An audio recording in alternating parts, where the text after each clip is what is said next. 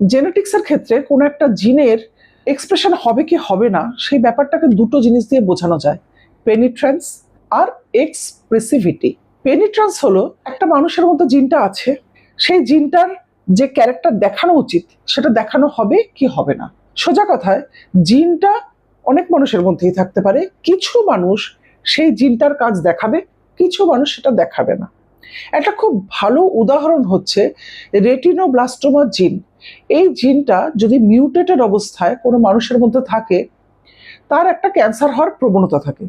এবার যত মানুষের মধ্যে রেটিনোব্লাস্টোমা জিনটা মিউটেটেড আছে, মিউটেশন হয়ে গেছে তারা সবাই কিন্তু ক্যান্সারে ভুগবে না। কিছু মানুষের ক্ষেত্রে ক্যান্সার দেখা যাবে, কিছু মানুষের ক্ষেত্রে ক্যান্সার দেখা যাবে না।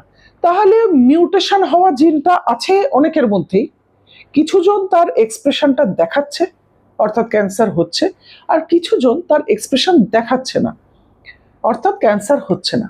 তাহলে পেনিট্রেন্স হলো যে কতগুলি মানুষ বা কোনো অন্য প্রাণীর মধ্যে সেই জিনটি দেখা যাবে এবং তাদের মধ্যে কতজন সেই জিনের এক্সপ্রেশন দেখাবে, এটা হলো পেনিট্রেন্স।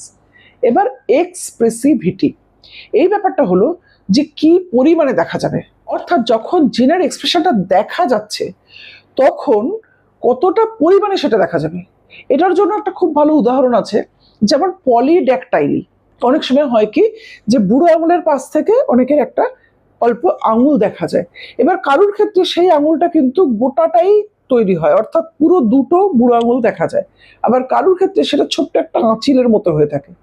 এই সমস্ত মানুষের মধ্যেই কিন্তু পলিড্যাকটাইলি জিনটা আছে এবং তারা প্রত্যেকেই তার এক্সপ্রেশন দেখাচ্ছে, অর্থাৎ কমপ্লিট পেনিট্রেন্স দেখাচ্ছে। 100% অফ দ্য ইন্ডিভিজুয়ালস, 100% মানুষ সেই জিনটা যাদের মধ্যে আছে তার 100% মানুষ এর এক্সপ্রেশন দেখাচ্ছে, তাই একে কমপ্লিট পেনিট্রেন্স বলা যেতে পারে। ওই রেটিনোব্লাস্টোমার মতো ইনকমপ্লিট পেনিট্রেন্স কিন্তু এখানে নয়, কমপ্লিট পেনিট্রেন্স। কিন্তু কারুর ক্ষেত্রে ছোট্ট আঁচিলের মতো আর কারুর ক্ষেত্রে পুরো একটা গোটা আঙুল, তো এইটাকে বলা হয় এক্সপ্রেসিভিটি।